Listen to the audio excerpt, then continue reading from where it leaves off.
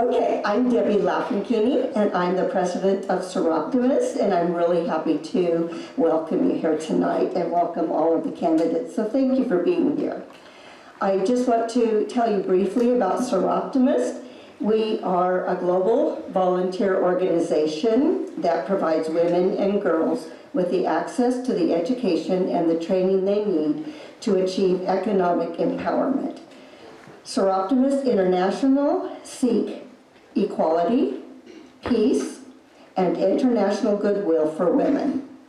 Some of the things that we have been involved with locally in the last couple of years, in spite of COVID, we have engaged in some fundraising to support local projects and international projects. We've supported the food bank, we've supported the Arts Council for youth programs, we've supported many things, many scholarships for young women who are going from the high school into educational pursuits and women who are returning to work. We are in the process of beginning a youth program for young women and high school age, and so we're really excited about that. We have been involved internationally with a health clinic in Uganda. We participated in building a health clinic that will serve a village and save thousands of lives. And I just got back from Romania to support the Ukrainian refugees that had the mothers who had children with disabilities. And Soroptimists supported all of the materials that I purchased for the children and their families. So we're very active, so come and join us. We meet Tuesdays at 1:15 at Asian Cuisine. I think we're about to outgrow them. And on the first Thursday of the month, we meet at the golf course at 5:15.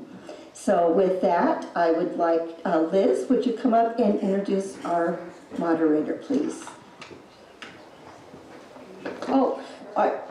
And I will be holding up, when you have 3 minutes for your questions, when there's 1 minute left, when there are 30 seconds left, and when it's time to stop.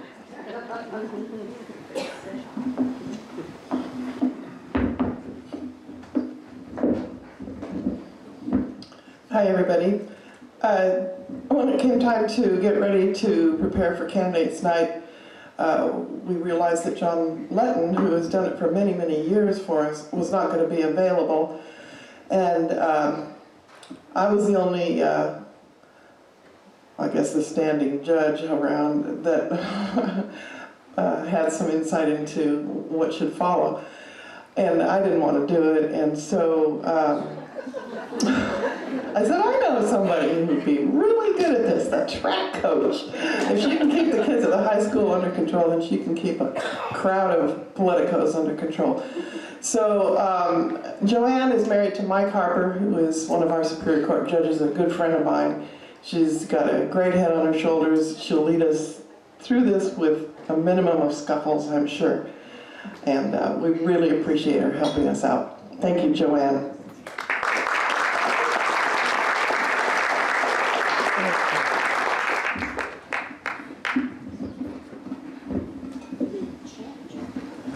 Thank you, Liz.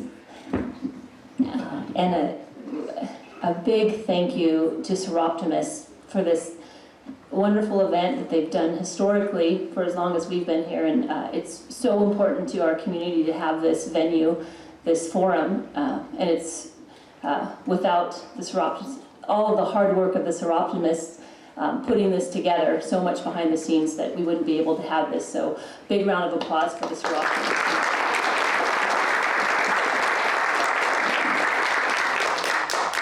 And thank you to all of the community that's here to voice your opinions. This is what makes our country great, that we can come together and share our thoughts and bend the ear and learn more about the people that are so brave to put their foot forward and represent us in important ways. So I do take this very seriously, and I do take responsibility. If you find your question is maybe not particularly answered, I was kind of overwhelmed by the quantity of cards that came through, which is great. So there's a lot of passion and interest. And my job is to try to filter them in appropriate ways, so we're not here till 5 in the morning. I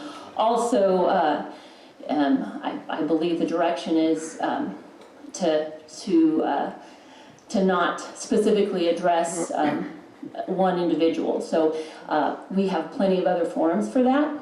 If you have concerns that are not addressed specifically here, that maybe was on a card and didn't get asked, or that you didn't put on a card, I know all of the candidates have means of getting in touch with them, and I know that they take their jobs very seriously and want that connection. So please blame me if your question isn't answered, and contact whom you're concerned with directly. I believe they'll also be here at the break between and afterwards, so that's available for you.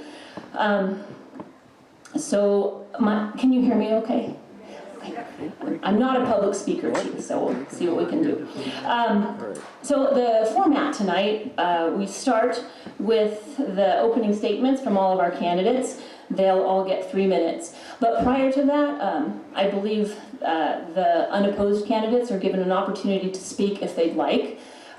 They can choose to or not, but none of the questions are addressed to them. This is the interest up here at the table. So I'm going to start. Actually, I don't have a list. Is there a list of who's? Okay. So maybe, I believe you speak as long as you want. And one more. We said we double up on the note. Debbie's got the little paddles of time warning. So we do. There's so many questions that we do want to stay on track. So Fabio, we'll start with you. Woo!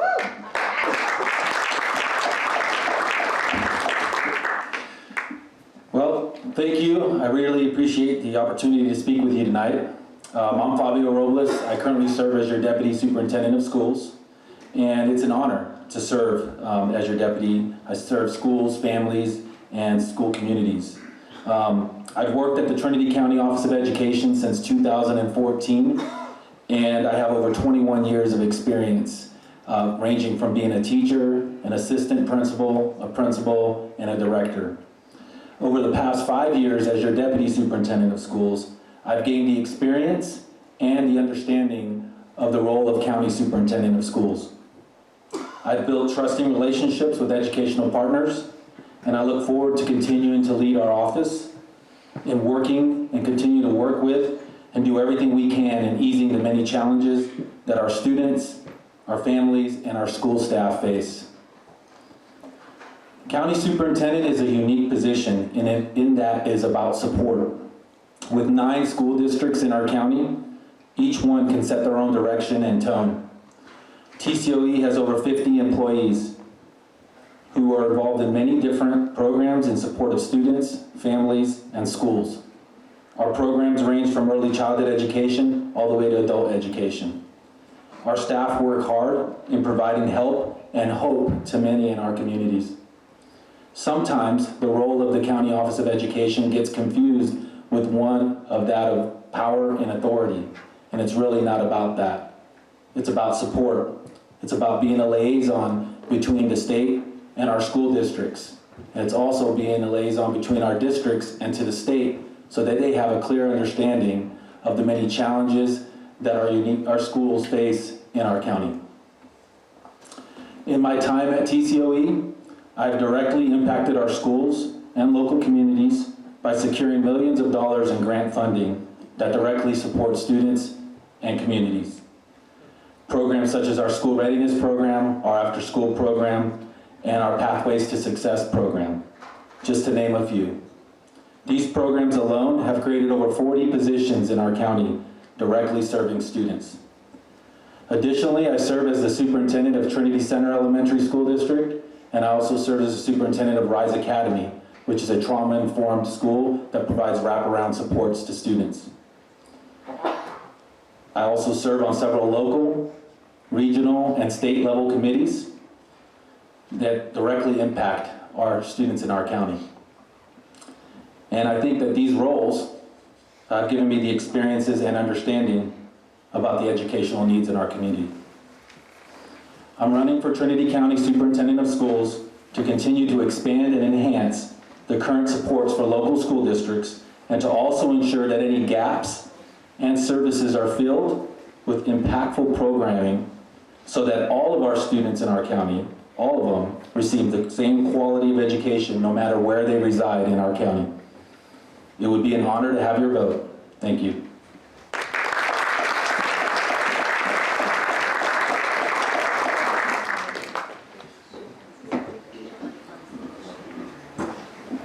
Hello, I am Joanne's husband. As most people know me. I'm also her assistant track coach and assistant cross country coach. But I'm Judge Michael Harper, and I am very fortunate to not be opposed this time. So I've been in their seats, and I appreciate everybody being here, and I appreciate Soroptimists inviting me to be here tonight. But I don't want to take away from the questions that are going to be cast upon these contested candidates. So I just want to thank you very much. I'll be here all night. If anybody has any questions, please approach me at the break or afterwards. I'd love to answer any questions. But enjoy the night, because I think we'll get hopefully some good answers and educate us all on who's there. So thank you.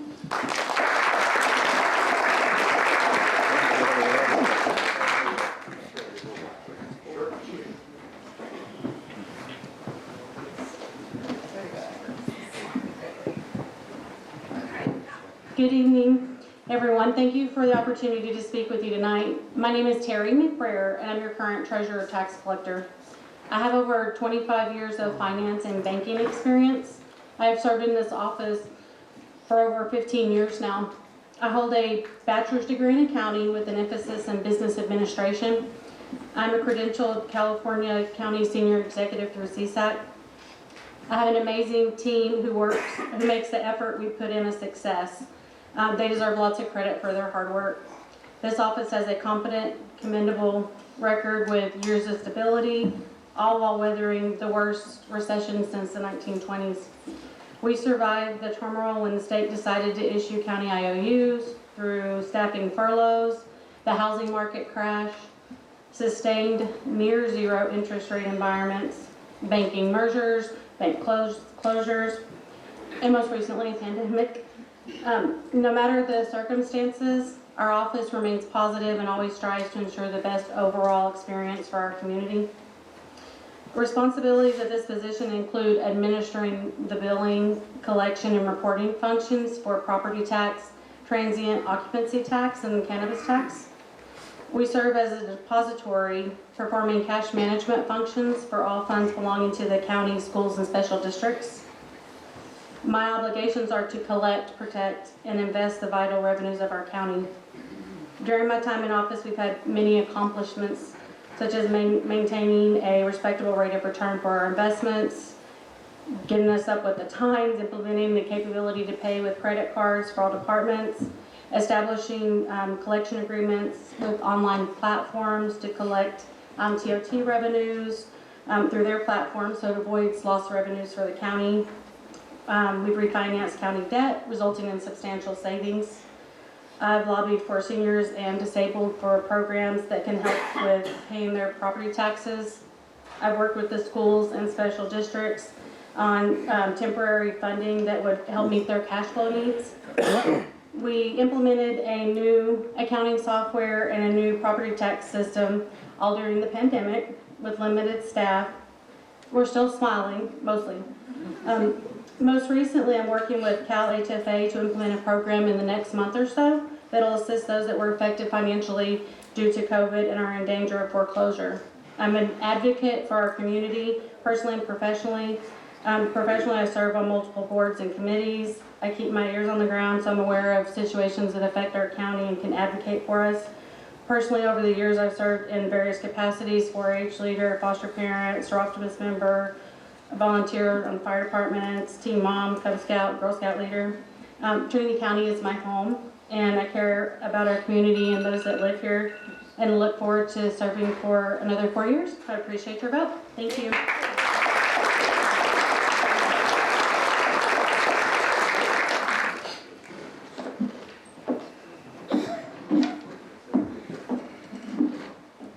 lest anybody wonder where Angie Bickle is, she's unopposed.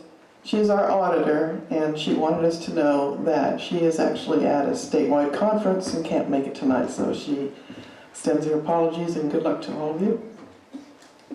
With that, I'll leave it to Joanne.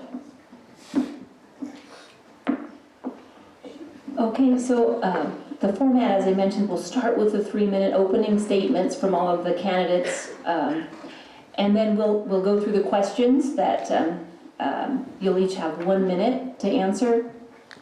And then I believe there's going to be a break, kind of see how we are time-wise, where that fits into things. And the event will close this evening with closing remarks, a 3-minute closing remark from each of the candidates.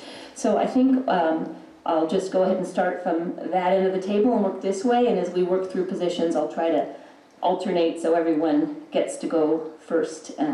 If I mess up, flag me on it. But we'll start with Heidi.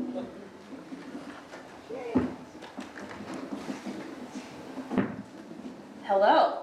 Thank you for for coming out tonight. I know the weather was a little bit, it's just been a little bit tricky, so I do appreciate that. My name is Heidi Carpenter Harris. I come to you from Salyer, California. My family represents 7 generations that are recorded in that area, and my father was Sonowe Indian, so we've been there for quite some time. I'm very happy and honored that members of my community have come to me over the last several elections and have asked me to run, and this time I said yes. It is definitely something that is near and dear to my heart. This county matters to me tremendously. I raised my kids here, and I intend on staying.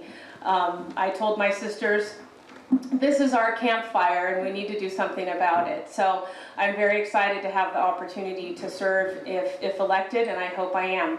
My background, I have 20 plus years in conservation. I have served as the district conservationist for Trinity County for the USDA NRCS, where I oversaw millions and millions of dollars put on the ground through conservation practices through the Environmental Quality Incentives Program. I've spent the last 20 years working in timber and rangelands across Trinity and Humboldt County. In addition to that, I serve currently on the Trinity County Resource Conservation District Board, and I'm also a director for the Prescribed Burn Association downriver. Our natural resources are very, very important to me. I live on land that was purchased by my great-grandmother in 1906, where my husband and I stored our land for the next 7 generations, and we raised beef cattle and apples. It's something that is it's tremendously valuable to me. My first degree is in rangeland resource science. I got that from Humboldt State University. After working on the land for many years, I discovered that having greater leadership capacity was going to be important to move things past the landscape. So I went back to school and I got my master's degree in organizational leadership. I'm also a graduate of the California Ag Leadership Program, and I have had the opportunity to serve here and abroad, and it's something that is important to me, agricultural natural resources and how they play into our communities and our ability to protect and live and thrive within this landscape. So thank you for your time.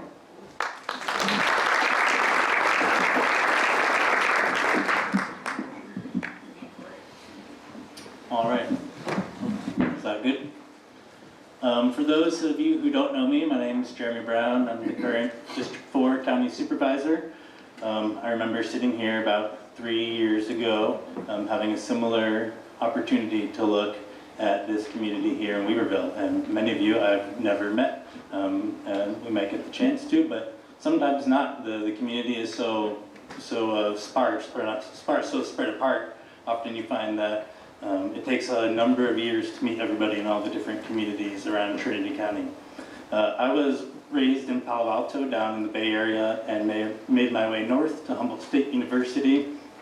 After going to Humboldt for a number of years, I traveled around the country and worked on some different farms and a maple syrup sugar shack, eventually making my way back to Humboldt County and working at some of the garden supply stores there, and then decided to open up my own garden supply store in Willow Creek in 2007. And that was kind of when I got a little bit closer to the Trinity County border. I ran that store for about 10.5 years before it became what's now Daisy's Supply. And in about 2013, purchased land in Burnt Ranch and started raising my family in Burnt Ranch with my wife. My 2 boys go to Burnt Ranch School. My wife has served on the school board there for a number of years. We live off the grid. We raise some of our animals up there. And it's been a tremendous opportunity to have our kids growing up in the mountains. It's something I'd always dreamed of when I was in my late teens, and to have that dream come true has really been an amazing experience. Coming into this job, I only won by 13 votes. And I think that really represents how this county can be looked at as a divided county. It's definitely split on many different issues, either through politics or through opinions. It's what makes this job incredibly challenging and also incredibly rewarding when you can find those opportunities to find compromise on both sides of the table and bring a solution forward that everyone supports. That's what I've found to be one of the greatest rewards of this position. I would love to serve this position longer. I feel that I bring some newer ideas, out of the box thinking to the table. I believe I'm the youngest supervisor ever in Trinity County. I'm 38 years old. And I believe that, a lot of the staffers in Sacramento and Washington, D.C., they're also in their 20s and 30s. And I find that we can relate pretty well and beat around the bush on a lot of etiquette that you would normally expect in politics, and we can get straight to the point. I feel that comes as a strength, not just to my position, but also to Trinity County as a whole. And I'd like to continue bringing that benefit. Thank you.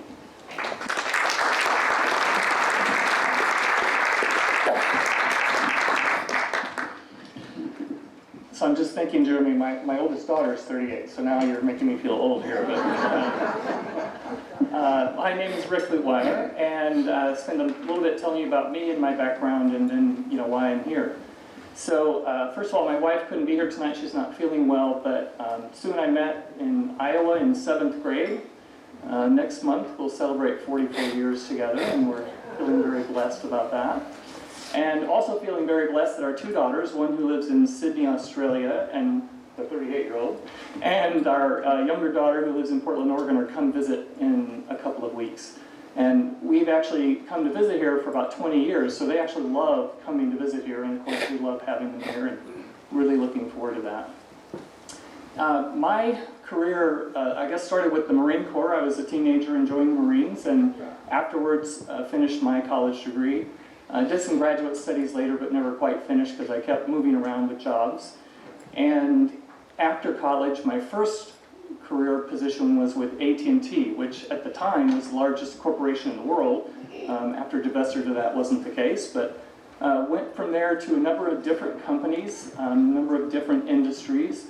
And towards the end of the career, I was involved at the president, COO, CEO level, again, in a number of different companies. And what I learned through that is that effective leadership, knowing how to lead and to bring the best out of the people that you work with, was extremely important, especially as I moved from company and industry to a new one. I had to rely on what I knew how to do as a leader, and then rely on the people that were working around me to help me understand better the organization or the issues that we were addressing. And so that's just something that I practiced throughout. Those roles that I had as many as 5,000 people reporting to me in offices all over the globe. And I've also currently mentored the startups, the founders of startups through Arizona State University. So I've worked at the very smallest company level to some of the largest company levels. Running for office was actually never on my radar. I think, like Heidi, some people started to ask me about doing that, and at first I said, no, I came here to retire and ride my motorcycle and work on my property and fish. But eventually, as I asked them why and looked into their reasons for why, I came to the conclusion that, well, yes, maybe I should step forward, offer my leadership experience and my passion for this county to try to help us move forward. So that's why I'm here, and I do hope that I can lead you to a point where you think I would be the right person to help lead this county forward. Thank you.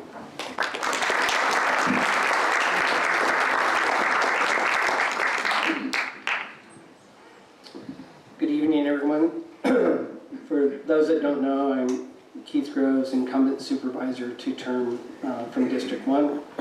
I was born and raised in Trinity County. In fact, Jim French likes to threaten everybody by showing my report cards as a second grader. But I graduated from Trinity High, went on, got a winemaking degree from Fresno State University, where I've worked in the wine business over 46 years. The largest highest title I had was a plant manager of a 27th largest winery in the United States. And then I own my own winery that I started in 1984 with my father up in on the other side of Trinity Center. But more importantly, for what's appropriate for this group is that my community service.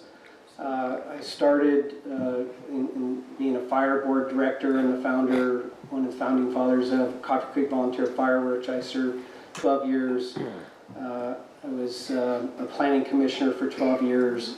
I was a school board member for 12 years, including a time at Trinity Alps Unified. And then I was a TPUD board member for 3 years, and a planning commissioner for 12 years, and a supervisor for 8. So,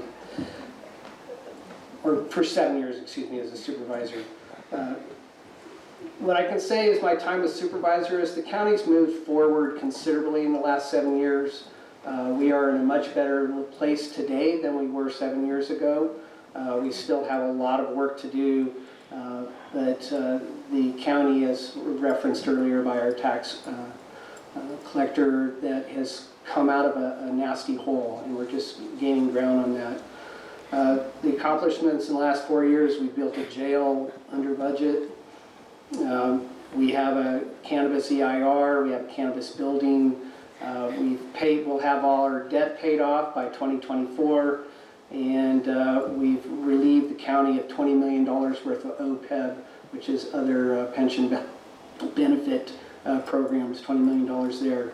And most importantly is that through my hard work, coming up with the money to start a general plan, which we are 40 years late getting going, is that will be publicly vetted on this June, and that process has been going forward.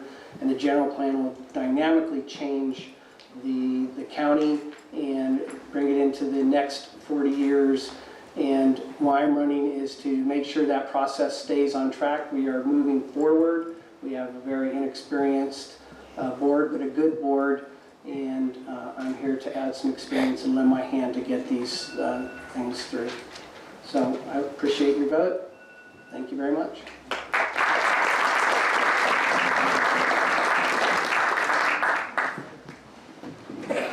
Good evening, everyone. My name is Jamie Bailey, and I want to be your next sheriff. I'd like to thank you all for taking the time to come out this evening to participate in this important event of questions and answers. I would also like to thank the Soroptimists International of Trinity County for holding this candidates night and inviting us. First, I'd like to say I'm not a politician, so bear with me a little. I'd like to tell you a little bit about me and my 24-plus year law enforcement career. I started my career in November of 1998 with the Trinity County Sheriff's Department as a dispatcher and a correctional officer. I put myself through the police academy in 2004, and in 2005 I was hired by the Anderson Police Department. I was a police officer down there for 2 years. I was also a school resource officer down there during the second year. I had an opportunity to return to Trinity County in January of 2007. I worked as a deputy sheriff in the patrol division until 2011, when I was assigned to the county's first code enforcement officer position. I was a part of the implementation process, procedures, etc., but it has changed drastically since. In 2010, I completed my associate's degree in general studies with an emphasis in public safety and services. In 2013, I was assigned to the Detectives Division. In 2014, I was promoted to Corporal and a frontline supervisor. In late 2017, I returned back to the Patrol Division, and that is my current assignment as a Patrol Supervisor.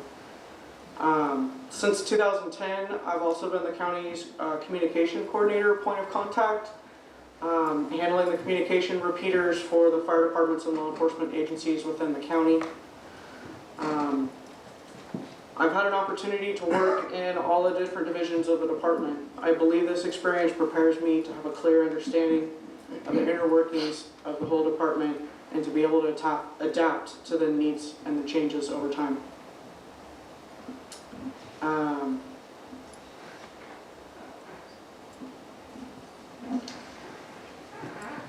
Many have asked why I'm running for sheriff. Change.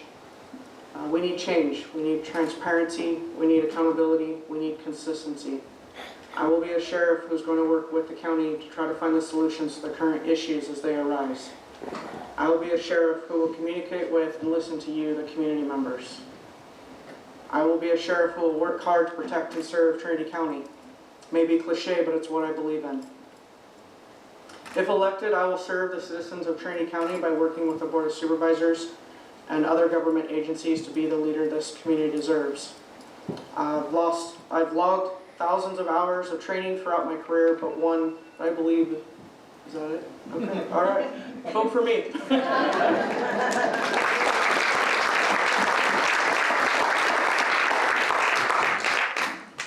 Good evening, my name is Tim Saxon. I'm the incumbent sheriff running for re-election. Thank you very much, Soroptimists, for holding this event this evening. Thank you for everybody showing up tonight, and I mean, it's a packed house. This is great.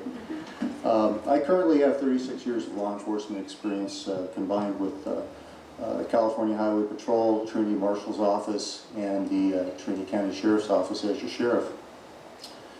When I joined the CHP in 1983, the department consisted of about 13,000 employees, and that's roughly the population of Trinity County. When I promoted to sergeant, I was one of about 800 in the state. When I promoted to lieutenant, I was about one of 400. And then when I promoted to captain, I was one of about 200 in the state. I've been an investigator for backgrounds, for recruitment, citizens' complaints, equal employment opportunity discrimination complaints, and internal affairs. I was an instructor for sexual harassment, discrimination prevention, racial profiling, hate crimes, sexual harassment, discrimination, civil liability, Peace Officer Bill of Rights, internal affairs, and also First Line Supervisors Academy. But before the CHP, I worked in retail sales. I started as a stock clerk, promoted up to retail clerk, and then assistant manager, and then at 21 years old, I was a general manager of a store in a 9-chain store where I was in charge of 50 employees. I left there to go to work in armored cars. Why? Because I thought it'd be cool. So I started as a driver, worked my way to messenger, got to be nighttime supervisor, daytime supervisor, and then promoted to assistant manager. And I decided to pursue my career in law enforcement. I mention these experiences because knowledge, skill, and ability, they make a well-rounded individual. And I believe the sum of our experiences molds us in future decision-making positions. Now, the past 3.5 years, they've been really difficult here in Trinity County with the major fires that we've experienced, COVID, economic situations.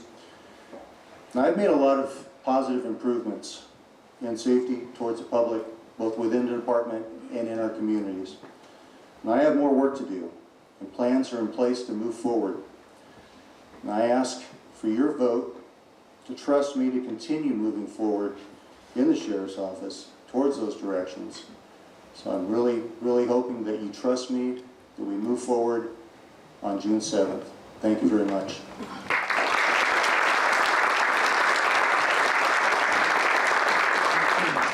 Thank you. So going through the questions, there were themes. Cannabis is a theme.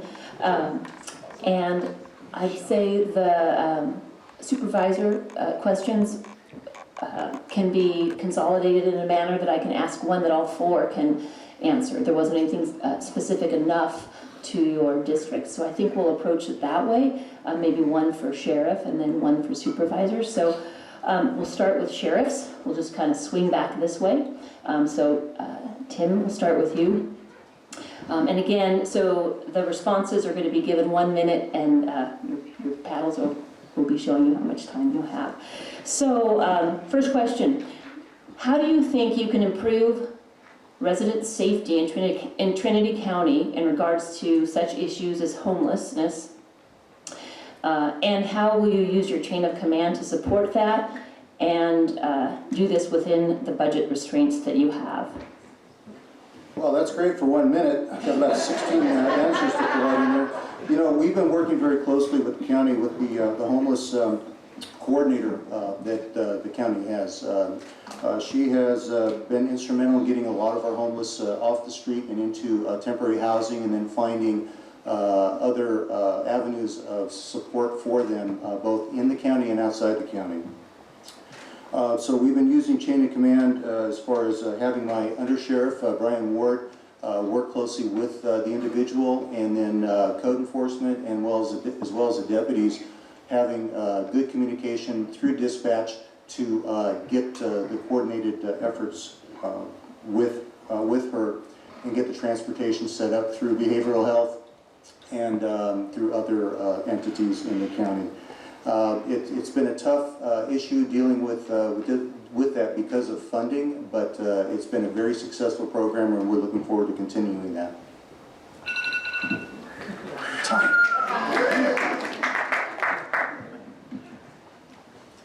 Okay, so I've been working on the street for 18 years in Trinity County, and I have worked directly with the homeless. I work really hard to protect the citizens of Trinity County. I make sure I know who the homeless people are, where they're at, what they're doing.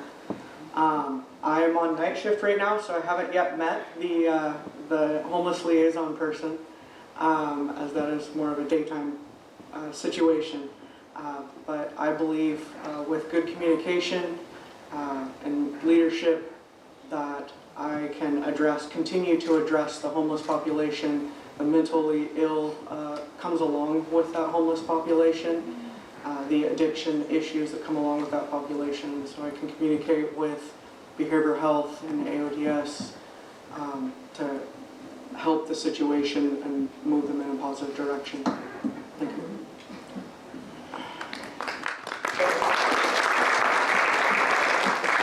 And a reminder, if you find the 1 minute isn't enough, there are the 3 minute closing statements too, where if any of these prompt ideas that you need to expound upon, that's the time to do it.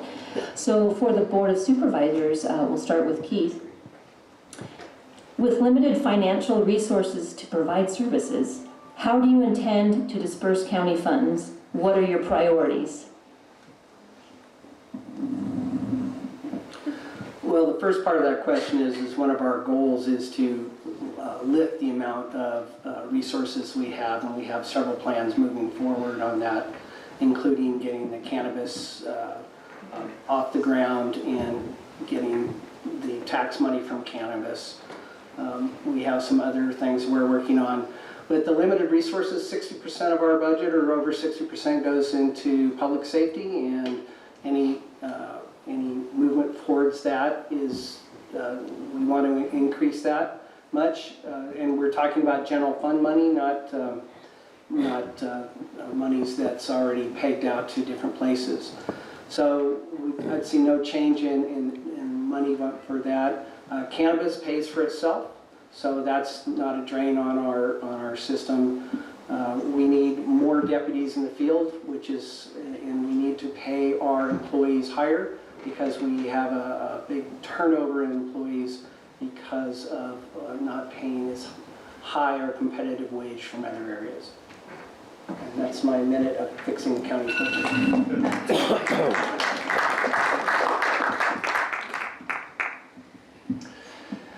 I think financial issue is always a big issue for the county, and in the time that I've been spending trying to learn more about our situation, certainly one of the things is to understand there's many different sources of funding when we talk about work that we do.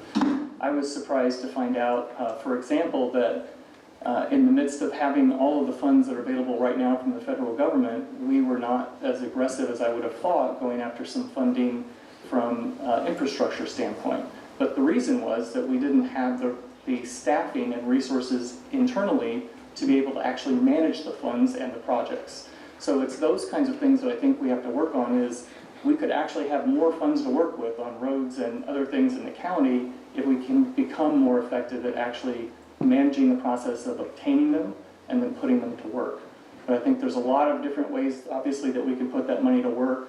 One exciting thing that's going on, if you aren't aware of it, is an initiative called Placemaking, which is a group that's working with us to help us understand how we get from where we are to where we want to be.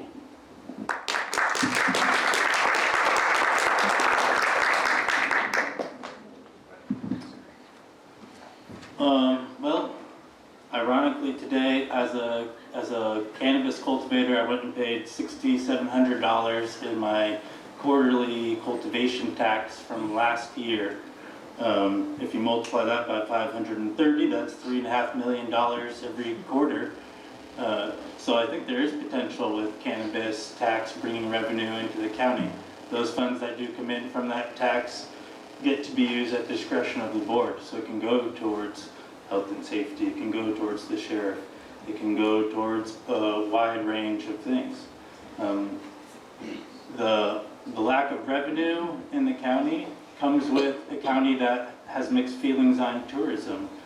Back to being a divided county. I hear from a lot of people, please do something to help with tourism, and I hear from a lot of people, we don't want any more visitors. It's, the Trinity Alps Wilderness had over 16,000 wilderness permits pulled last year, and that's just permits pulled. Lots of people go backpacking without permits. You take into effect all those cars driving by, 2 people in each car. There's potential for tourism.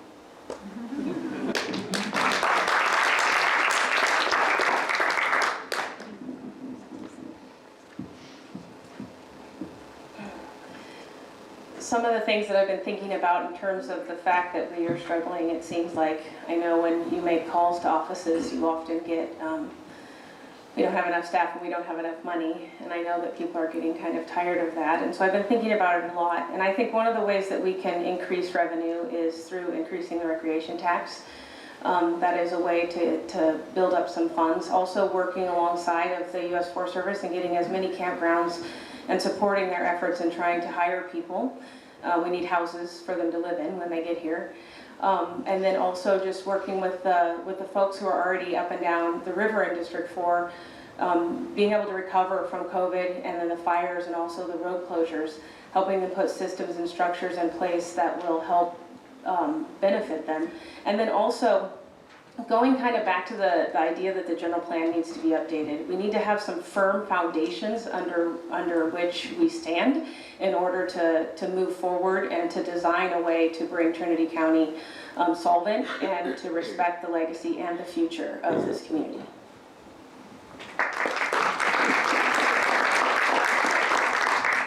Thank you. So, back to the sheriffs, and we'll start with Jamie. Can you distinguish illegal cannabis grows from mom and pop personal medical growers? And what's the distinction between eliminating the illegal and enforcement otherwise? Okay. The illegal grows would be the grows that are not following the permitting process at both the state and the county level. And what was the second part? Distinguishing that from the mom and pop and personal use medical growers, and how law enforcement applies to illegal versus what you'll do enforcement-wise for the other grows. As far as the mom and pop, the small grows, I'm assuming they mean a couple plants here and there. 50, 100, 150, I don't really consider as a mom and pop grow. I'm not sure what the cutoff line is for that. But My priority is going to be water and land issues, land conversions, water diversions, major operations that are damaging our forest land and our communities. Yeah. Thank you.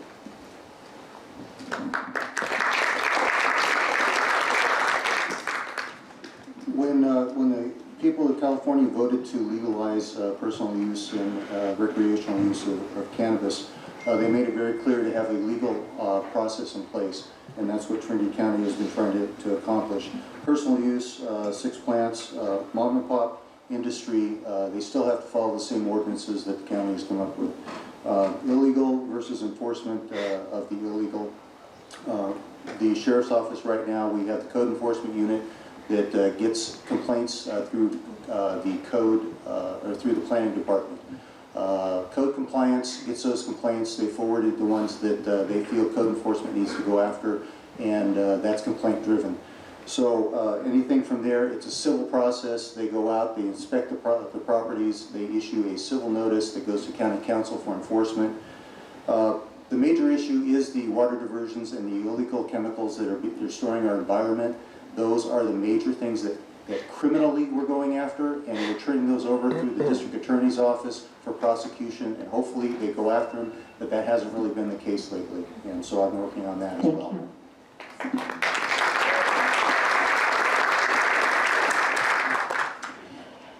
So to the supervisor candidates, we'll start with Rick. Okay. The general plan, this has been addressed slightly here.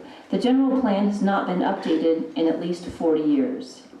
How should commercial cannabis be addressed? And should the planning process be based on community plans? Okay, yes, obviously the general plan is way past due, and I'm glad to see that we are finally starting to move that process forward. I absolutely do think that there should be community-based input into that, and that should be well orchestrated so that there is a lot of community engagement. People have a say as to what they think should happen and not happen in their parts of the county, and then of course all that comes together. Cannabis certainly should be including that as any other commercial operation. You know, we really need to think about what do we want to see happen with land use across the county, and that, and then in what places is it appropriate to do things, and what places is it not, and all of that should be a part of how we pull together the plan.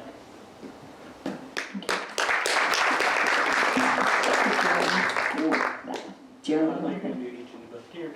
Oh, sure. I thought I'll just, it's this, we'll go through all 4, so I'll just work my way that way. Okay. So the general plan has not been updated in at least 40 years. How should commercial cannabis be addressed? Should the planning process be based on community plans? Well, you know, for the commercial cannabis, there is a finalized environmental impact report that has cleared the state unopposed. So that really sets a lot of the foundation for the commercial cannabis program. How the general plan overlays into that, you know, the community could try to push back against it and say, we don't want any cannabis, and you'd have to do another environmental impact report to get rid of the cannabis program environmental impact report.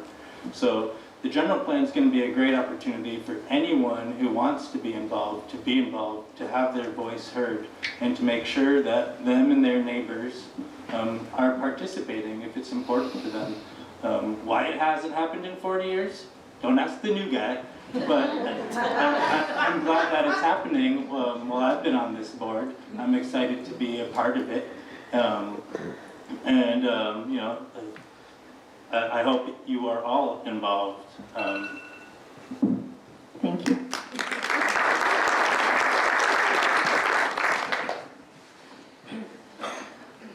I think it is absolutely fundamental that we bring the general plan up to date, and that it recognizes the changes that have happened in this community.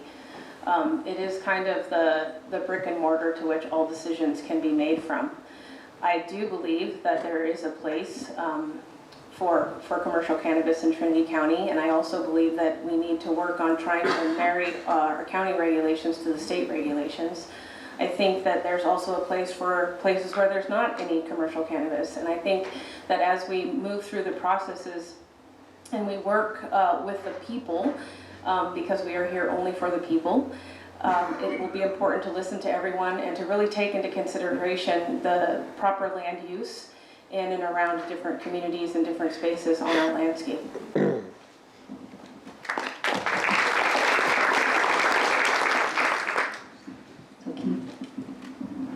So the first thing is the general plan is actually by state law under the Planning Commission.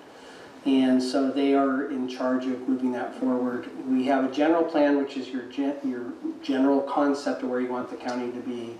You have a zoning ordinance that then complies to the general plan, and then you do your community plans. So each community all has to integrate from top to bottom, but at the end of that process, the communities that want to volunteer and do this will have their ability to put into that zone. So right now we have Lewiston, Hayfork, Weaverville, Douglas City, I can't name them all, that have their ideals, what they want in. But this stuff comes from Planning Commission on down. So of course cannabis will be in that, but this won't come to the board until after this has gone through the whole Planning Commission process. Thank you.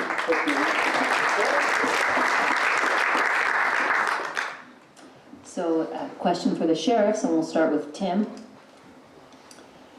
What policies and procedures are in place or do you plan to implement to address personnel issues and complaints, training sessions such as active shooter training, and how can you lift morale? Again, another multi-portion of, okay. Active shooter training, actually, we had scheduled that a couple of years ago until COVID hit, and then that pretty much froze all in-person training. It has now been scheduled again through outside training, individuals coming in from Sacramento area. That'll be taking place, I believe, in June or July. Can't remember the exact date. But schools have already been brought in on that, as well as allied agencies and other public safety agencies such as the fire departments and whatnot. Policies are in place as far as training. Morale is an interesting part because, you know, everybody takes a part in morale. From the top down, bottom up, side to side, it involves communication, it involves people, it involves working conditions. You know, I'm working right now to improve part of the working conditions with regard to pay and benefits, recruitment and retention. That's been a constant issue, having a lot to do with money. Thank you. Thank you.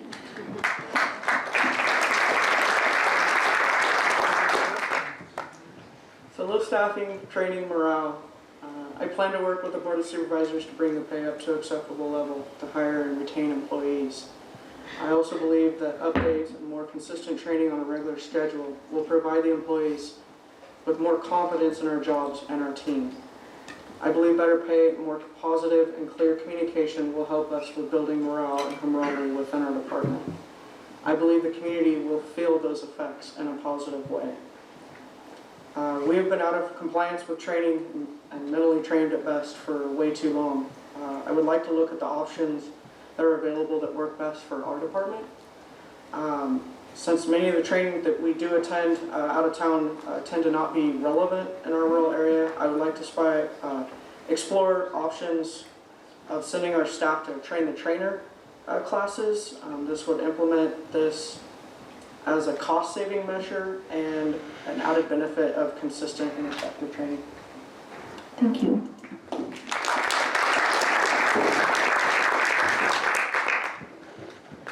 So a question for the supervisor candidates. And so we'll start with Jeremy, then Heidi. The cannabis tax revenue was said to be a savior to our county's financial situation. Can you address the status of this? And what can you do to ensure accountability? Yeah, well, I'll reiterate what I said earlier. Today I paid my $6,700 in last year's quarterly taxes. So if the cannabis program is full at 530 permits, that's $3.5 million every quarter.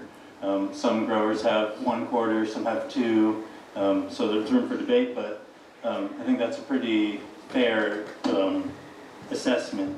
As far as the growers being there to pay those taxes, you know, once the CEQA process is completed and licenses are reissued, I imagine that we'll see that. Also, the TAA settlement shut out sales after October 31st, and that prevented a lot of money from coming into the county. I've also worked with the Department of Cannabis Control to make sure that our tax collector has the accurate information and access to the metric.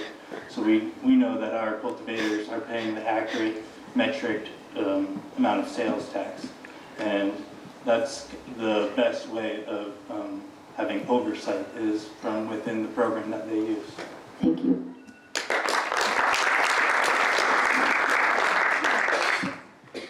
Can you repeat the question? Sure. The cannabis tax revenue was said to be a savior to our county's financial situation. Can you address the status of this, and what can you do to ensure accountability?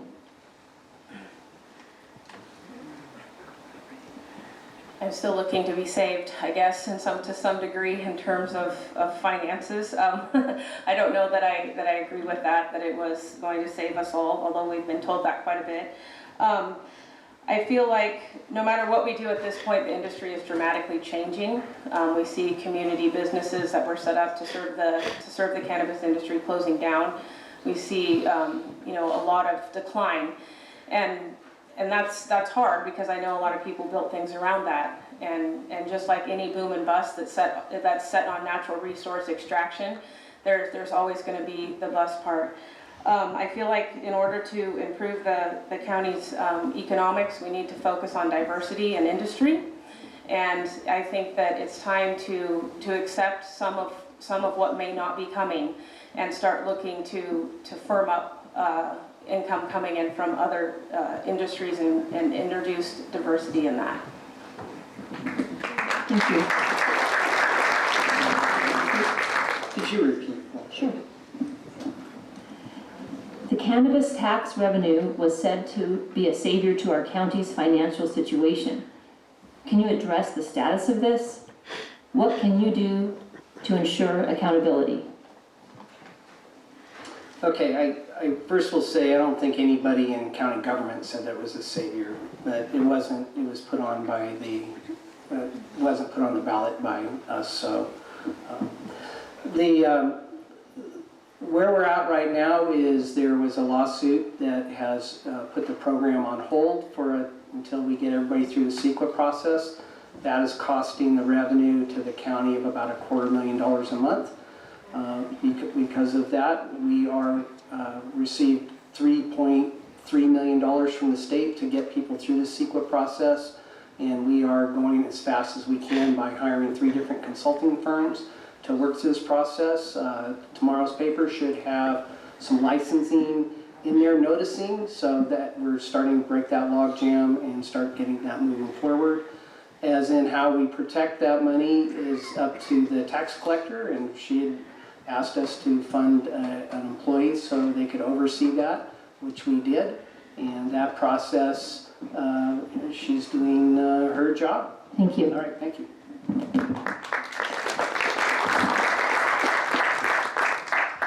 Well, it seems like a lot of what we've heard is about the inconsistency of this whole process, and we have certainly all experienced here over the years that there's been a stop-and-go approach to this.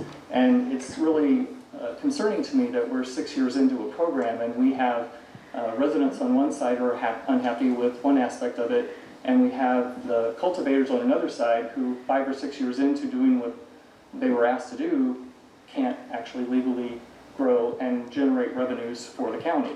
So I think us getting very clear on those things, which now has happened, and then effectively working through the process, then we can start to see whatever revenues are going to come from this. But I also think it's important for us not to rely that this is going to be the savior of the county. It certainly is a viable option for us.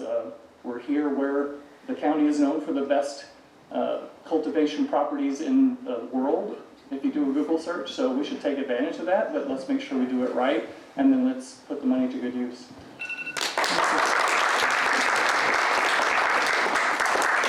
So I think we'll do one more question to each group and then take a quick break. Does that sound good? Okay. So for the sheriffs, and we're starting with Jamie on this one. How do you see our county progressing economically, and what can we do to help boost our, and what can we do to help fund our sheriff's office programs? Let me say that again. How do you see our county progressing economically, and how can this help fund our sheriff's office programs? So we always struggle financially. There's no money tree out there. I think we just need to make sure that we're all on the same page, that public safety needs to be a #1 priority. Protecting our citizens, protecting our rights as citizens, being good neighbors. And what was the second part? Funding our sheriff's office programs. So how can that help our sheriff's office programs? Money. Money would help a lot. Our programs, like I said, we always struggle with the money that it takes to fund our programs. I think that I have a great leadership team that I will be working with when I'm your sheriff, and we can figure out ways to make sure that we are accessing all available funding sources to bring Trinity County to a safe place for the citizens. Thank you.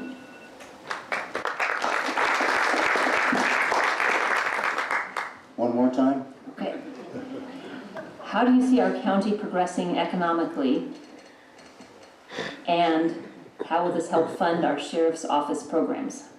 Okay, there's a couple of avenues here. Number one, through my work with the California State Sheriff's Association, we've been working with Forest Service and back in Washington. I've had conversations with U.S. Forest Service Chief Randy Moore. He's laid out a plan for helping doing some forest thinning here in Trinity County and along the West Coast, and proceeds of that would, in my opinion, help bring some jobs into the area with regard to the logging industry, and so that's very helpful. That can bring some money into the Trinity County area.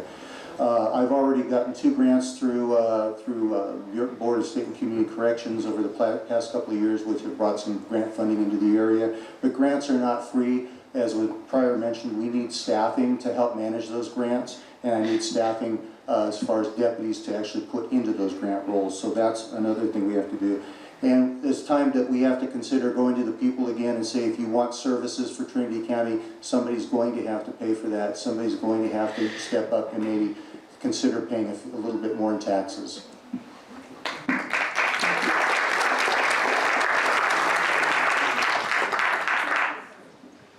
So for the supervisors, this will be our last question before a break. And we're starting with Heidi, correct? Okay. How can Trinity County better provide essential services? And I'm just going to leave it at that. How can Trinity County better provide essential services? I work quite a bit in my small community of Salyer, and then I've also worked up and down the river doing volunteer work during fires and during road closures and different things. And one of the things I hear most often is that everything is located in Weaverville. And so I would like to propose the idea that we can bring services to our community members, set up schedules and have maybe community days where several of the community services can be brought actually to the people. Our roads are, not always that great, and sometimes for our elders it's very difficult for them to get into Weaverville to do some of the work that needs to be done or to experience some of the resource availability. They don't even know about a lot of it.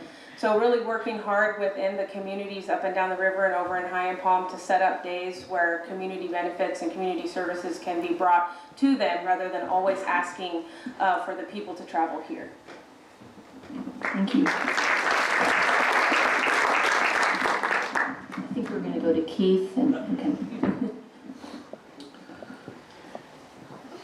So the role or Board of Supervisors is to bring more money and get that money out to the department heads so they can get the services out. I will say that the county is in much better financial shape than we've been in a long time. In this past 4 years, we talk about grants. Well, we didn't have a grant department until we brought one in 3 years ago, and which has brought in millions of dollars into the county.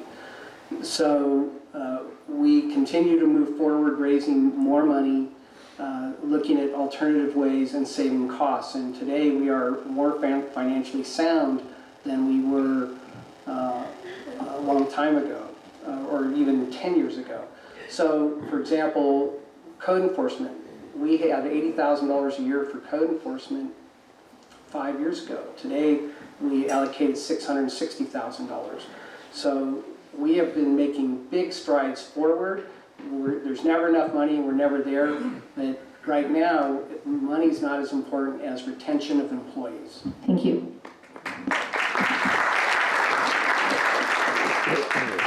I think picking up where Keith left off about the team members, I think one of the big issues is we have to have the staff to deliver the services. And so we need to address the issues that are causing us to have so many vacancies and a worsening trend in that way. And I think the other part that I really see an opportunity for is for us to provide greater clarity and get greater alignment with our staff on what the priorities are regarding our services and how will we measure success in meeting those service expectations, and then have accountability for actually making that happen. And I just don't see that happening right now. When I see department updates, it's people are saying what they're working on. I know everybody's working very hard, but I would expect a board to work with the CAO and the department heads to say, here's what our priorities are collectively, let's agree, let's get aligned on that, let's establish success criteria, and when you come to report, tell us how you're doing against those. If you are having challenges that we need to help you with, let us know. And if you're not, we expect you to deliver and we'll hold you accountable.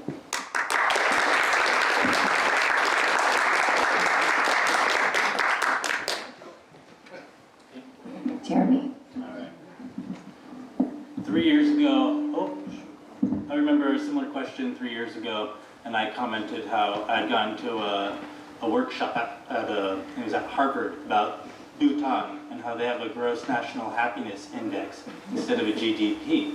And it all started with a baseline survey. And that's the same thing I said 3 years ago is, wouldn't it be neat to get every resident in the county to participate in a baseline survey, identifying that what do they feel is an essential service, and then meeting those goals and being able to track it over time with a basic mailer survey or online surveys. And I know the county has gotten more into online surveys, newsletter surveys, so I think the potential is there. But all of the residents have the answers. It's just about increasing the participation and getting the awareness out there. Also, there's technology. Being 38, an app is a nice way to get information into people's hands. Moderator County has a great app for tourists and for residents. And you can do a number of things: apply for permits, pay fees, report potholes. Thank you.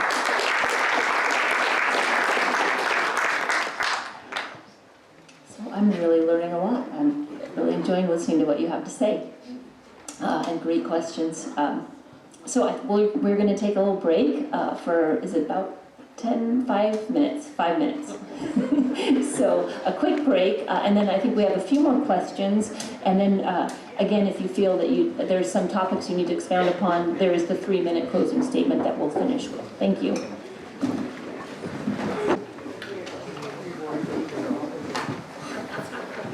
Okay, you guys ready? And our timer is ready? I know. Okay. Did we start with Jamie, the last question to sheriffs? Okay. So we'll start with Tim. Can you describe the chain of command in the sheriff's office? Sure, I should be able to do that. I start with the sheriff at the top, then I have my undersheriff, Brian Ward. Then we have our detectives, have a sergeant there, narcotics a sergeant, patrol division has a sergeant, and then we have 3 corporals, and then followed by the patrol deputies. In my code enforcement, I have a sergeant, a corporal, and a deputy. And we have our jail division, which is a jail commander. We have currently we have 3 corporals in there, and then we're down to 11 correctional deputies, and then we have a medical officer as well. So that's the chain of command there. My administration staff, we've got a business manager, an administrative services officer, we have a account tech, and administration officer, and 3 records techs.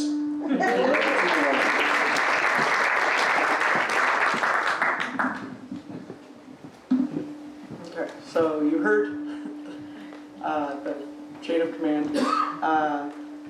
What I believe it goes beyond that is it's the level of authority at each level. So if we have a deputy sheriff who has a problem with something that the dispatcher did, the deputy sheriff wouldn't take it to the dispatcher. The deputy sheriff would take it to his or her own supervisor, and then that supervisor would address the issue across the board to the dispatch supervisor. So it assists with addressing actions and issues appropriately without getting the hard feelings when people start telling each other how to do their jobs. Thank you. Thank you.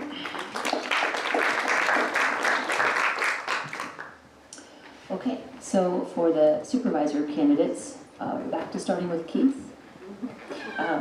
Here's a specific one. How do you plan on dealing with illegal water diversion?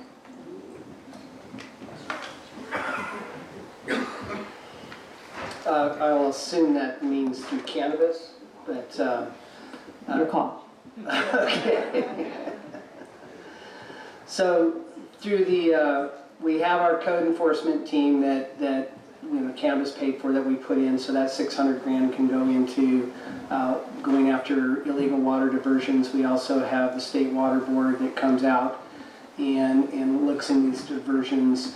And then, of course, the sheriff's office will bring people out when they're doing raids against illegal grows. I will say that in the legal grow licensing program, there's a whole line of things that you have to do to not be an illegal diverter. So, yeah, I guess that's about it.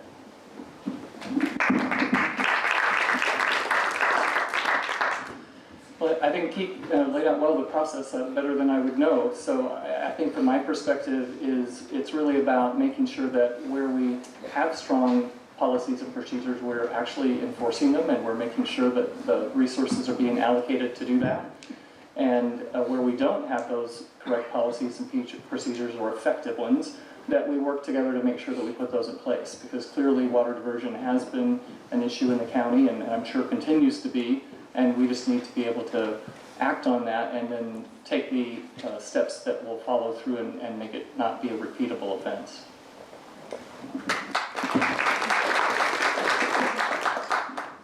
Yes.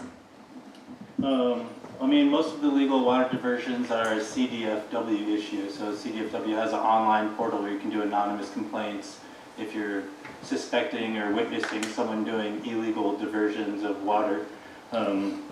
Personally, I've tried working with the Department of Cannabis Control to bring awareness to the massive illegal grows that still remain in Trinity County. I think 3 years ago there were 5,000. I don't know if we've had an updated data point since then.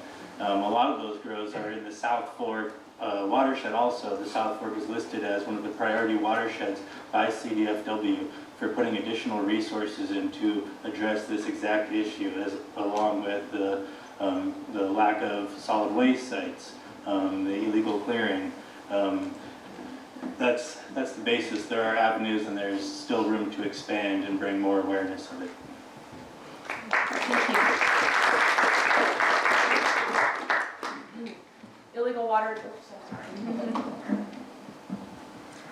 So I served for 8 years on the North Coast Regional Water Quality Control Board, and illegal water diversions are not just a quantity issue, they're a water quality issue.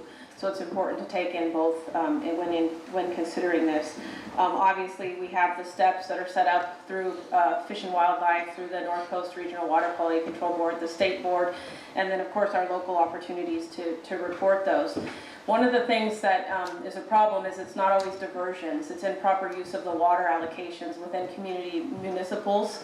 So we have community small subdivisions that have their own water rights for the 5 or 6 houses that are in that unit, and someone's using it for cannabis, and it's extracting more water than what their water right is allowing them for. And so there's a lot of struggles down, especially in the Salyer area, because we do have many small municipal groups where people pitch in together for the water right. And so it's not just about diversion, it's about the improper use of water that's been allocated for a small community. Thank you.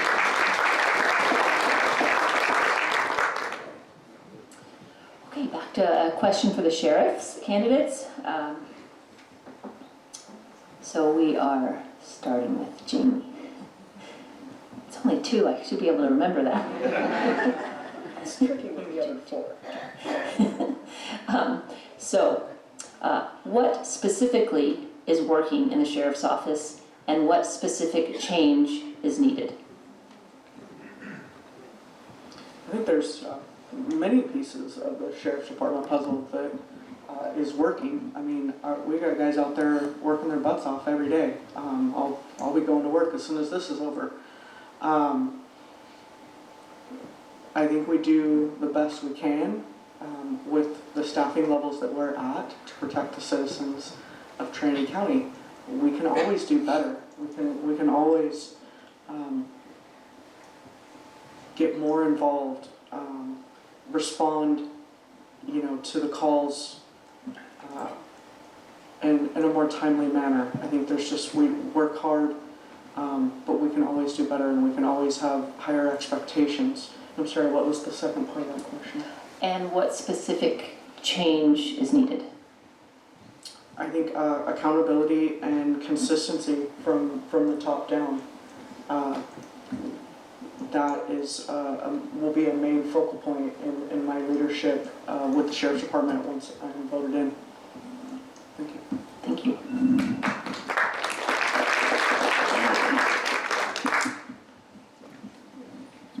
Many things are working very well right now. We have commitment from our hardworking deputies right now, our hardworking administration staff. Every day they come to work doing the best possible job that they can. We're taking a huge number of calls every single day. Our dispatch centers are taking calls, emergency calls, 911 calls. They're working their tails off. I can't tell you how proud I am of the staff. What can we do better? Staffing, recruitment, hiring, training. There are a lot of things that we can do better. And what does that take? It takes staffing. It takes commitment from the board. It takes commitment from the public to really decide that they want a fully staffed, hardworking, decently paid sheriff's office. And I'm not talking about they have to be the highest paid in the county or in the state. No, and the staff doesn't want that either. They really, well, of course they would like it, but they understand that they can't happen. But they want to have a decent salary. Thank you.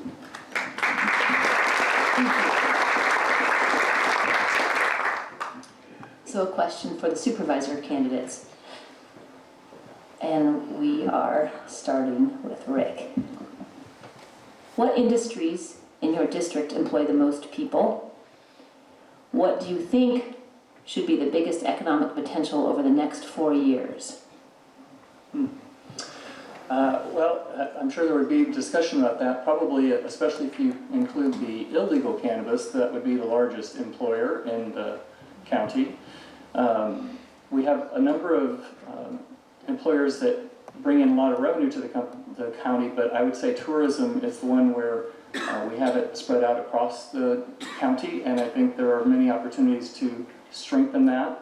And again, I would come back to the placemaking initiative, which is trying to say, what are the assets of the county that we can build upon, and how do we go about doing that so that we can generate more revenues across the board? Because I don't think we can afford to be single-threaded, and we shouldn't be focused just on what is the biggest revenue generator now, but what could and should be and how do we get there? Thank you. I mean, for District 4, which now includes High and Palm, there are a considerable number of licensed farms or CEQA pending licensed farms. Those farms do employ, typically 2, 5, sometimes 10, up to 20 people at times of the year. So I do think they're a large employer. The county as a whole, I think all of our small businesses combined are one of our largest employers too. And Trinity County has a lot of small, unique businesses. Many of them depend on tourism. Some of them depend on basic county services or private services also. Our Forest Service jobs and our government jobs are some of the largest sectors of employment in the county. Jobs at the school. I've talked with Forest Service about being able to expand opportunity to bring more Forest Service jobs into the area. The infrastructure bill has opportunity to do something like that. That's it. Thank you.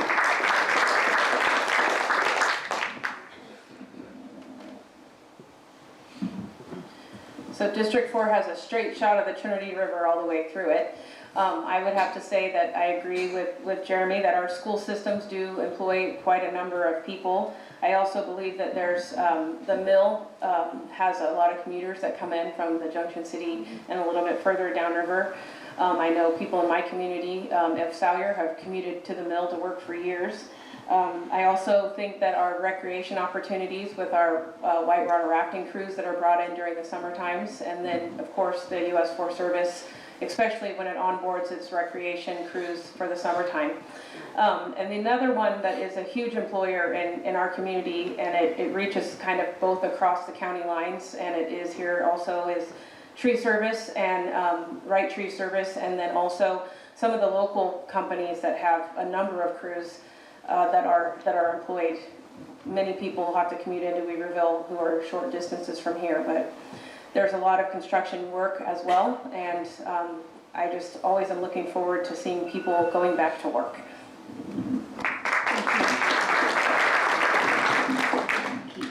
So was there a second part to that question also? Yeah. First part is, what industries in your district employ the most people? And what do you think is our biggest economic potential over the next 4 years? So district,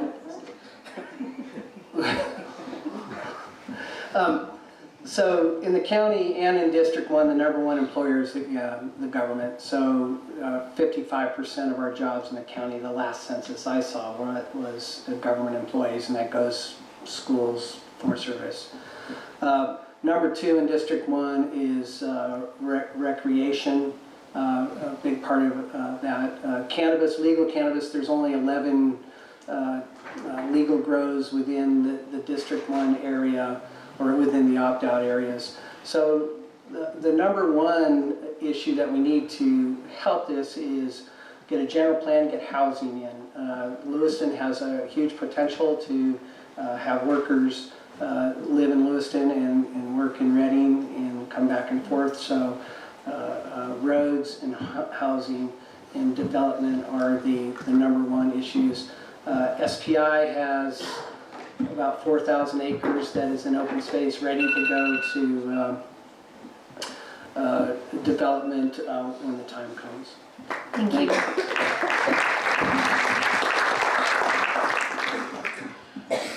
So I think one of my main jobs is to have everyone out of here by 9-ish, and doing the math on the closing statements probably about now. Are we okay with going forward then with closing statements from here? And again, a reminder that there are plenty of other venues to reach out to these candidates if you feel that your question wasn't adequately answered or even asked. So we'll go ahead and work in reverse order of the opening statements, which I think starts from Tim, and we'll go this way.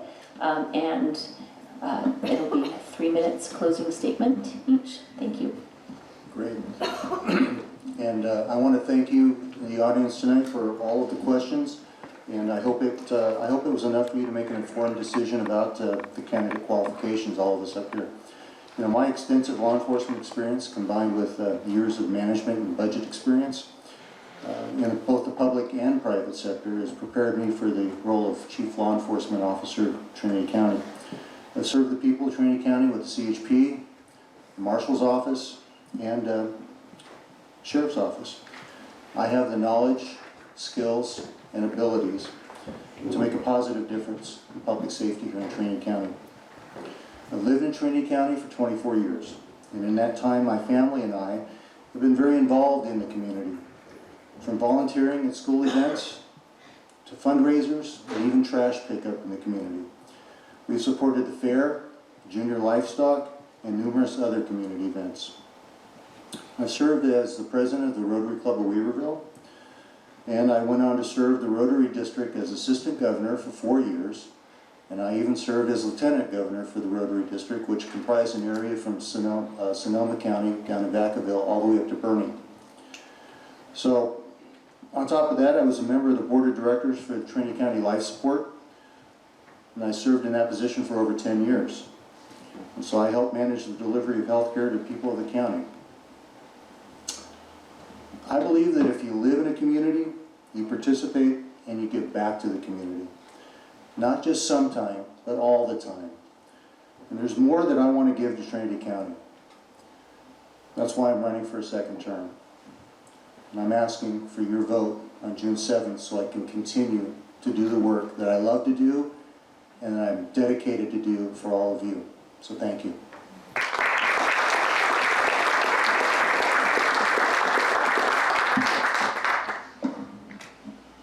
Okay. I know there are some concerns that I may not have the specific managerial experience that some think is required, but I am confident in the abilities of the department management staff. The current business manager has 13 years of experience managing all financial aspects of the Sheriff's Department. I will work with the department staff to learn about the department's specific financial management. I will attend trainings offered by the California State Sheriff's Association for new sheriffs. I will work with the County Auditor's Office, the CAO's Office, County Council, and the State Sheriff's Association to familiarize myself with all of the laws and regulations that impact the financial health of the department. I believe I'm the best candidate for the Trinity County Sheriff because I will be a sheriff for the people. I'm a Trinity County native.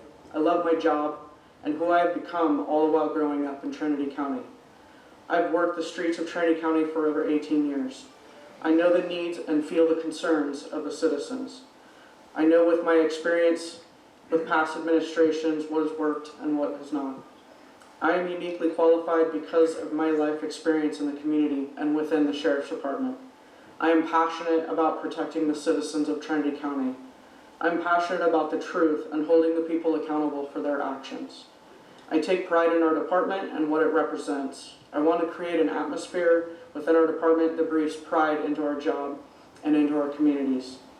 I know that what I'm about to take on is a great responsibility, and I'm ready. Please consider voting for me. It would be an honor and a privilege to be your next sheriff.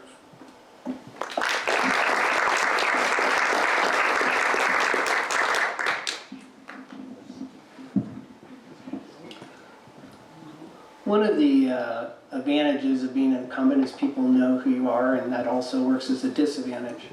But the advantage that we have is that we have to deal with the way things are. And the advantage that a challenger has is that they deal with the way things ought to be. And so I've dealt for years of dealing and learning how the things are in county government. And we're reaching a really critical time in our time in this section of time in government that we have a whole series of things moving forward, getting done, as in the general plan, as in cannabis. And we need to follow those through. We're losing a CAO. I'm the only one that's been around without a CAO, know the process. Also, when times were tough in cannabis, I sat in a hall at the CD Hall, Veterans Hall, I guess most people call now, but that there was 500 people screaming at us to do something about cannabis.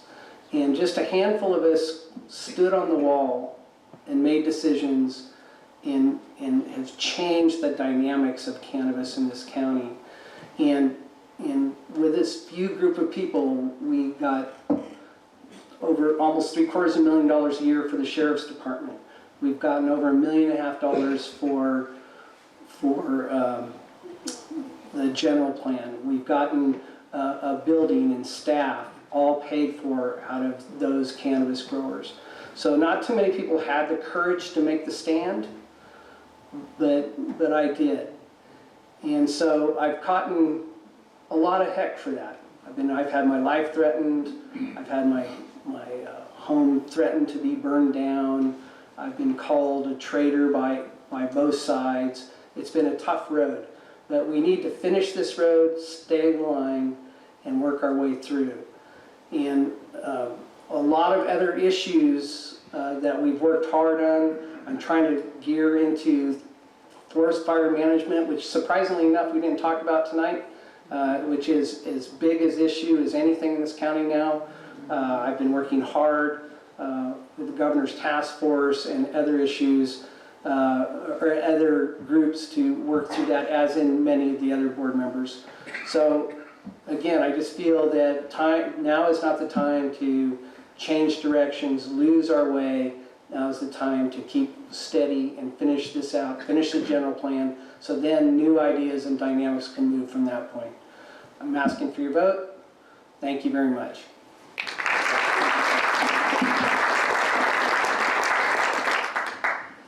Well, I would say, as I said earlier, I really never had an interest in politics before.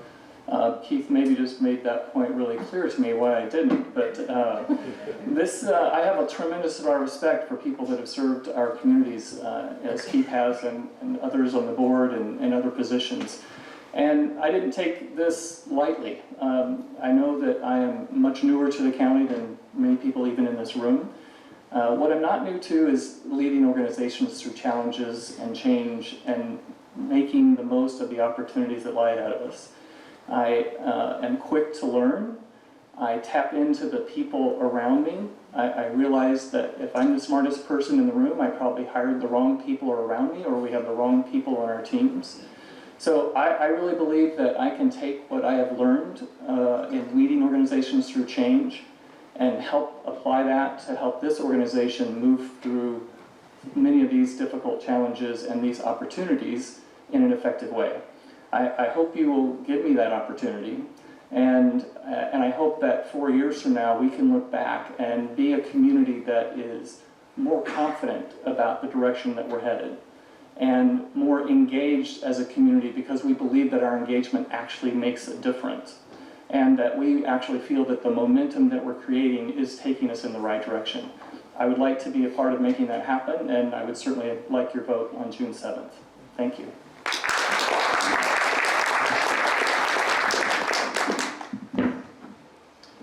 All right. I thought I'd share some of the things I feel like I've completed over the last number of years. You know, obviously cannabis, the environmental impact report was a big success, I'd say, for the county as a whole. It wasn't legally challenged. The cannabis equity assessment for residents, cultivators, or those negatively impacted by the cannabis industry since the 70s will have an opportunity to weigh in to see how funds coming into the county could serve to push back against the negative impacts that caused. I've worked with the Department of Cannabis Control to make sure that all county department heads were involved in the process of determining how much money it would actually take for us to complete our CEQA process and make sure that money was in the county's pockets on time to get this completed. I've worked with DPUD to assess the extra electricity and discussed with Shell Energy the ability to produce hydrogen fuel within the county to no avail. I helped residents when Caltrans wanted to spray Roundup on the highways for vegetation management, and we were able to convince them to still use mechanical treatments, which produces more jobs than spraying chemicals. I was able to initiate a joint powers agreement with Y-Green and PACE for the ability for homeowners and business owners to do home hardening improvements by utilizing their ownership of their property and adding a loan onto their tax bill. I was able to initiate a JPA with California Connect through RCRC that extends a conglomerate of 38 rural counties' ability to pool their resources together to identify and fund broadband development either through strategic plans or through working with entities that already exist within the county. I was able to show support for Congressman Huffman's wilderness bill, and the county ended up voting with a neutral instead of opposed. I was able to work with the Department of Cannabis Control and the tax collector to ensure that the county's tax would be accurate. I was able to get the data from PG&E, which could be used to assess whether a community choice aggregate is a feasible opportunity for the county and looking at expanding our hydropower to the rest of the county. During COVID, I was able to work with the real estate agents to make sure that they're added as essentials so they could continue working during COVID. Through my FPPC allowance with the state, I was able to support and vote on supporting opt-outs for cannabis, which is important to both sides of the community. During the Monument fire, I was able to work with the incident commander to make sure that they had the real data and information from our Hawkins Bar Fire Department so they knew where the hydrants were and where the most vulnerable people were. I was able to work with the incident commander on site on our own property to discuss using it as a potential fire break for the western side of the fire. We texted daily, we talked daily. I sent them accurate GPS data from the line of the fire.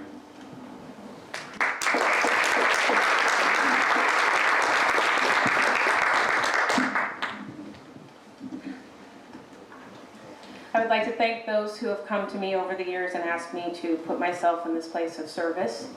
I am a person with a deep heart for the people of Trinity County, and I surrender all of my education and all of my gifts and all of my talents to you to make sure that if I am placed in this position, I will give you all that I have, and all of my abilities will be to you. I am a servant leader by nature. It's something that I believe in all the way to the core of my soul.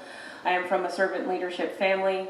I am ground truth all the way from High and Palm to Trinity Center, out to Salyer, up to Denny, down into Ket and Palm, and all around where my boots have hit the ground, literally putting conservation on the ground. I've spent countless hours planning. I've spent countless hours working one-on-one with the people. I'm confident that I can move from the tailgate to the boardroom without any mishaps. I'm a believer in the people of this region. We are full of grit, we are full of tenacity, we are full of resiliency, and we are full of buoyancy. It's time that our county government meet those and meet us where we are so that we can move this county forward for all of the people. We need to work hard to develop the general plan so that we have a strong understanding and what our future can look like. No one's going to come here to invest if they don't know what we stand for. We need to make sure that we employ all people that we can to set this up so that people can move here and that they can have homes and that we can fill the positions within our county so that we can fill the positions that the Forest Service has to offer and other employers so that we can enjoy our outside, we can enjoy our recreation, we can protect and conserve the water in this region, that we can make sure that water is available for the future generations, not only in quality, but not only in quality and quantity, because most of us drink surface water or spring water. It's time to protect that, and it's time to move forward and to make this county absolutely fantastic, because we are the people of Trinity County and we deserve that, and we believe in who we are, and I believe in who you are.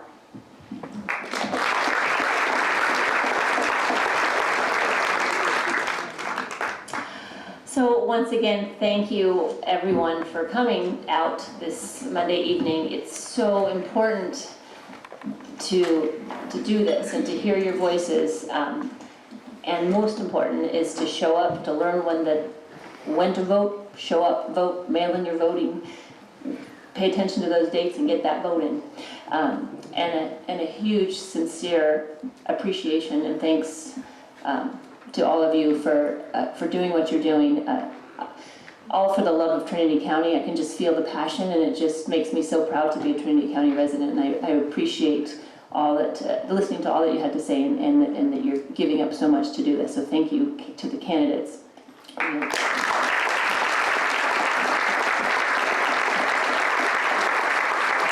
the last, certainly not least, thank you to the amazing Soroptimists who year after year put this very important event together. So, and I appreciate you for allowing me to be a part of it. And I believe the candidates are going to stick around for a little bit to chat and ask, bend their ear a little bit more. Thank you.